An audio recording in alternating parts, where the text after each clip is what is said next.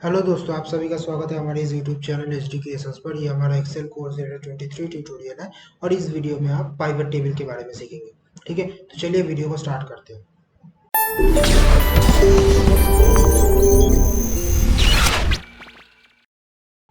देखिए, pivot table जो होता है वो बेसिकली एक डेटा एनालाइजिंग टूल आप बोल सकते हो। जब भी हम लोग डेटा के रिपोर्टिंग पर्पस में या फिर एनालाइजिंग पर्पस में एक्सेल में डेटा को लेके काम करते हैं, तब हम लोग ज़्यादातर टाइम प्रेफर करते हैं पाइवट टेबल। राइट। क्यों पाइवट टेबल को प्रेफर किया जाता है? बेसिकली पाइवट टेबल का जो सबसे बड़ा खासियत है वो है कि पाइवट टेबल हमेशा डेटा को समराइज वे में, कंसाइज वे में दिखाता है। ठीक है, तो चलिए एक्सेल में चले जाते हैं एक बार डायरेक्टली आपको समझाने के लिए। देखिए, हमारे पास एक सिंपल सा छोटा डेटाबेस है। ठीक है, अब मान लीजिए मुझे इस डेटाबेस के ऊपर कोई पाइवट टेबल तैयार करना है, मतलब मुझे डेटा एनालाइजिंग का काम करना है। लाइक मेरा डिपार्टमेंट वाइज एनुअल सैलरी कितना है या फिर जेंडर वाइज एनुअल सैलरी कितना है, इस टाइप से।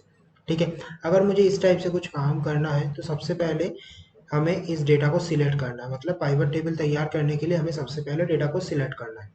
ठीक है, आप डेटा को सिलेक्ट करके भी कर सकते हैं या फिर बिना सिलेक्शन के भी आप कंटिन्यू कर सकते हैं। इवन आप चाहो तो डेटा को एक टेबल में कन्वर्ट करके देन उसके बेस पे पाइवट टेबल बना सकते हैं। Pivot table and normal table दोनों में डिफरेंस होता है। नॉर्मल टेबल में सारा डेटा हमेशा दिखता है, पाइवट टेबल में सारा डेटा नहीं दिखता है। Pivot table always summarise and concise way में डेटा को दिखाता है। ठीक है, तो डेटा सिलेक्शन करने के बाद आप चले जाएंगे इंसर्ट टैब में। एकदम स्टार्टिंग में आपको ऑप्शन मिलेगा पाइवट टेबल। पाइवट टेबल के ऊपर क्लिक करेंगे तो आपके पास एक बॉक्स आएगा, जिस बॉक्स में आपको कुछ बेसिक डिटेल्स भरना है। Like select range, that means the range based on which you want to create the pivot table. तो यहाँ पे आप जैसे रेंज पहले से सिलेक्ट करके रखेंगे तो यहाँ पे ऑटोमेटिक रेंज आ जाएगा। अगर आप सिलेक्शन नहीं करते तो सिंपली यहाँ पे रेंज देना पड़ेगा। बाकी जो भी ऑप्शंस है वो ऑप्शंस एडवांस एक्सेल के टाइम हम लोग देखेंगे। लाइक डेटा मॉडल क्या होता है, एक्सटर्नल सोर्स क्या होता है, वो सारी चीज़ें हम लोग एडवांस एक्सेल के टाइम देखेंगे। देन यहाँ पे हमें चूज करना होता है न्यू वर्कशीट। मतलब क्या आपको टेबल एक नया वर्कशीट में चाहिए या फिर जो करंट वर्कशीट आपका कंटिन्यू चल रहा है इसी वर्कशीट में चाहिए। अगर आपको एक नया वर्कशीट पे चाहिए तो नया वर्कशीट, या फिर अगर आपको एग्जिस्टिंग वर्कशीट पे चाहिए तो एग्जिस्टिंग वर्कशीट पे सिलेक्ट करके आपको लोकेशन देना होता है। ठीक है, तो बेसिकली मैं ले लेता हूँ new worksheet and hit okay.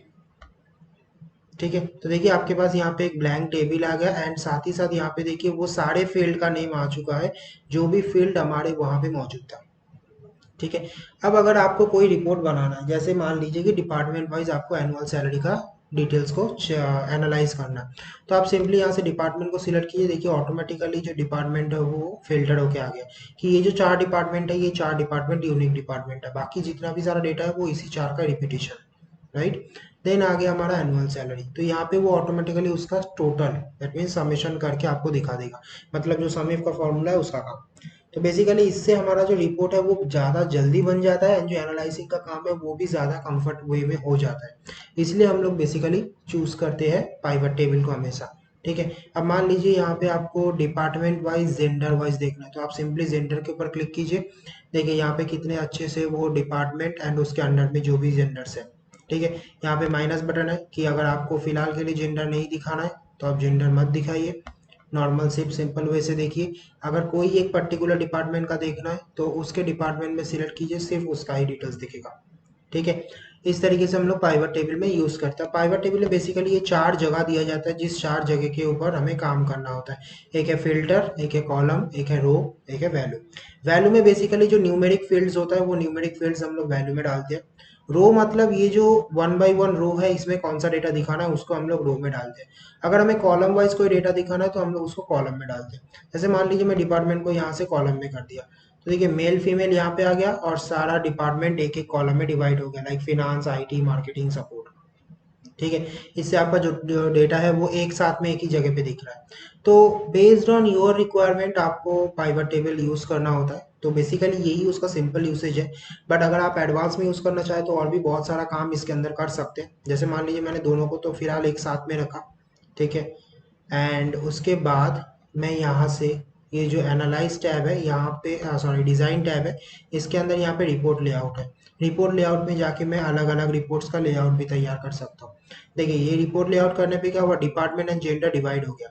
अभी अगर मैं फिनांस को ओपन करूँ तो मेरा जो जेंडर है वो एक अलग कॉलम में आएगा। लेकिन जब मेरा रिपोर्ट लेआउट यहाँ पे चार टाइप का बहुत सारा लेआउट होता है, तो जैसे कॉम्पैक्ट फॉर्म ये बेसिक होता है जो हमेशा रहता है। इससे क्या होता है, ये एक ही सेम कॉलम के अंदर आता है। देखिए 5 एंड 5th रो में आ गया। बट अगर इसी को मैं एज ए आउटलाइन व्यू में कर दूं तो ये अलग एक कॉलम में चला जाएगा जो फील्ड है। ठीक है, तो सबका ही जो फील्ड है वो सारा फील्ड अलग अलग कॉलम्स में ट्रांसफर हो जाएगा। तो आपको डिसाइड कर लेना है कि आपका जो भी रिपोर्ट है वो कैसे दिखाना है। टैबुलर फॉर्म में करेंगे तो टैबुलर फॉर्म में जैसे हर एक फील्ड के बाद उसका एक ग्रैंड टोटल एंड सबके नीचे एक पूरा टोटल। ठीक है, ग्रैंड टोटल को अगर आपको नीचे नहीं देखना है तो ग्रैंड टोटल को यहाँ से ऑन या ऑफ भी कर सकते हैं। तो आप ऑन ऑफ करके ग्रैंड टोटल को देख सकते हैं। सब टोटल्स तो बेसिकली यहाँ पे लग ही गया सब टोटल्स, तो अगर आप टैबुलर फॉर्म में देखेंगे तो ऑटोमेटिकली सब टोटल लग ही जाएगा, उसमें कोई दिक्कत नहीं है। ठीक है, तो रिपोर्ट लेआउट से आप वेरियस टाइप का जो रिपोर्ट लेआउट है उसको सिलेक्ट करके अपना जो भी एनालाइजिंग या रिपोर्टिंग काम है उसको और अच्छे से कर सकते हैं। ठीक है, अगर आपको लग रहा है कि आपको नेम भी देखना है तो आप नेम को भी सीधा ड्रैग करके इसके अंदर डाल दीजिए, तो हर एक के अंदर का उसका नेम भी आपको दिखना लग जाएगा। ठीक है, नेम नहीं चाहिए तो सिंपली नेम को यहाँ से हटा दीजिए। मतलब यहाँ पे रिपोर्ट तैयार करना बहुत ईजी हो जाता है। आपको कुछ कुछ ज़्यादा मेहनत नहीं करना, या तो सिंपल टिक से या फिर ड्रैग एंड ड्रॉप से काम बन जाता है। सिंपल टिक से ही हमेशा काम बन जाता है, बट कभी कभी ड्रैग एंड ड्रॉप करना पड़ता है। जैसे मान लीजिए अगर मैं जेंडर को यहाँ पे टिक किया तो देखिए वो बाय डिफॉल्ट आ रहा है कहाँ पे, हमारे रो पार्ट में। बट मुझे जेंडर रो पार्ट में नहीं चाहिए, मुझे कॉलम पार्ट में चाहिए, तो कॉलम में डालना पड़ेगा। तब आपको ड्रैग एंड ड्रॉप करना पड़ेगा, अदरवाइज ये नॉर्मल टिकिंग में ही काम कर देता है। यहाँ पे एक और ऑप्शन होता है जो होता है फिल्टर, कि अगर आपको किसी फील्ड के बेसिस पे फिल्टर करके डेटा देखना है तब आप फिल्टर का यूज करते हैं। जैसे मान लीजिए मैं यहाँ पे जेंडर को फिल्टर में डाल देता हूँ, तो देखिए एकदम टॉप में एक रो आ गया जहाँ पे लिखा हुआ है जेंडर एंड ऑल। तो इसका मतलब है कि यहाँ पे ये सारा डेटा अभी फिलहाल सबके बेसिस पे दिख रहा है। अगर मैं यहाँ से फीमेल को सिलेक्ट करके ओके किया तो अभी जो डेटा दिख रहा है वो सिर्फ और सिर्फ फीमेल का। फिर मैं मेरे को अगर चेंज करना होगा तो मैं यहाँ पे सिलेक्ट करके मेल करके ओके कर दूंगा, तो जो डेटा आएगा वो सिर्फ मेल के बेसिस पे। ठीक है, इस तरीके से हम लोग फिल्टर फील्ड का भी यूज करते हैं, बट फिल्टर फील्ड ज्यादातर टाइम यूज नहीं होता है। क्यों यूज नहीं होता है? क्योंकि अब मान लीजिए कि आपका ये जो डेटा है आप जिसको सबमिट करने जा रहे हैं उसको कंप्यूटर के बारे में उतना चीजें नहीं पता, या फिर एक्सेल के बारे में उतना चीजें नहीं पता, तो वो अपना रिपोर्ट कैसे चेक करेगा? तो इसको और इजी एंड और कंफर्ट वे में करने के लिए हमारे पास पाइवट टेबल में दो ऑप्शन आता है, जिसका नाम है slicer and timeline. Basically timeline date field के ऊपर काम करता है, तो टाइमलाइन में अभी नहीं दिखा पाऊंगा, बट टाइमलाइन हम लोग नेक्स्ट वीडियो में जब चार्ट का काम करेंगे उसमें कवर करेंगे। बट एक यहाँ पे ऑप्शन आता है स्लाइसर का। स्लाइसर ऑप्शन बेसिकली ये जो फिल्टर का काम है उसको और इजी कर देता है। तो जैसे कि मैं यहाँ पे दिखाता हूँ, अभी मैं सबको यहाँ से हटा देता हूँ और नेम डाल देता हूँ। तो फिलहाल सारे नेम के बेसिस पे डेटा दिख रहा है। अब मान लो कि हमें स्लाइसर लगाना है, तो हम दो जगह से स्लाइसर लगा सकते हैं। एक तो एनालाइज टैब में इंसर्ट स्लाइसर, या फिर हम जा सकते हैं इंसर्ट टैब में देन स्लाइसर। दोनों में से किसी भी एक जगह से हम लोग स्लाइसर को इंसर्ट कर सकते हैं, बट हाँ आपका माउस कर्सर टेबल के अंदर होना चाहिए।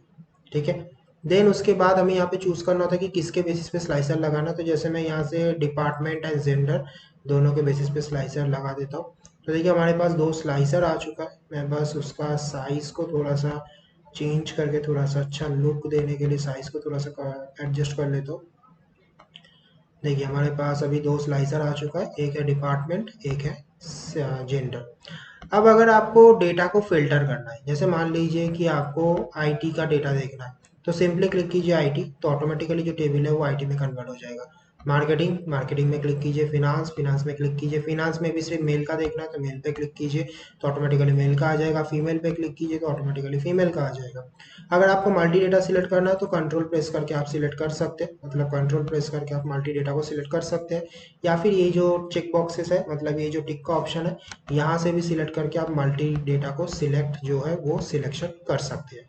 ठीक है, सिलेक्शन हो जाने के बाद दोबारा इसके ऊपर क्लिक कर देंगे तो वो सिलेक्शन में आ जाएगा। सारा क्लियरिंग करने के लिए यहाँ से क्लियर बटन दिया हुआ है, तो क्लियर बटन से आप सारा डेटा जो है उसको क्लियर कर सकते हैं। ठीक है, तो ये होता है बेसिकली स्लाइसर। तो स्लाइसर एक बहुत यूजफुल टूल है जब हम लोग डैशबोर्ड रिपोर्टिंग दिखाना चाहते हैं।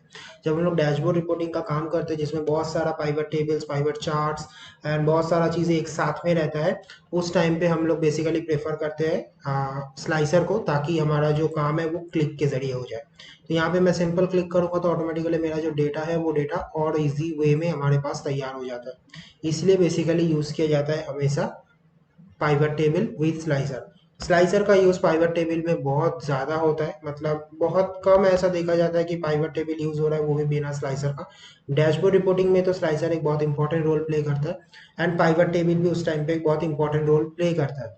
उसमें बेसिकली चार्ट भी आता है, तो चार्ट हम लोग नेक्स्ट वीडियो में कवर करेंगे। तो ये था टोटल चीज़ पाइवट टेबल के बारे में। अगर पाइवट टेबल आपका तैयार हो चुका है और आपको उसके बाद कुछ चेंजेस करना है, जैसे आपको कोई डेटा का जो सोर्स है उसको चेंज करना है, तो आप यहाँ पे जा सकते हैं चेंज डेटा सोर्स। यहाँ पे जाके चेंज डेटा सोर्स पे क्लिक करके आप दोबारा जो डेटा का सोर्स है उसको चेंज कर सकते हैं, मतलब कोई नया रेंज को सिलेक्ट कर सकते हैं। तो ऑटोमेटिकली पाइवट चार्ट जो है उसके ऊपर अपडेट हो जाएगा। ठीक है, यहाँ से आप उसका फिल्टर, मतलब ये जितना भी सारा हम लोग का स्लाइसर लगा हुआ है वो सारे का कनेक्शन का चीज़ें देख सकते हैं। यहाँ से आप उसका जो पाइवट टेबल है उसका नेम को चेंज कर सकते हैं।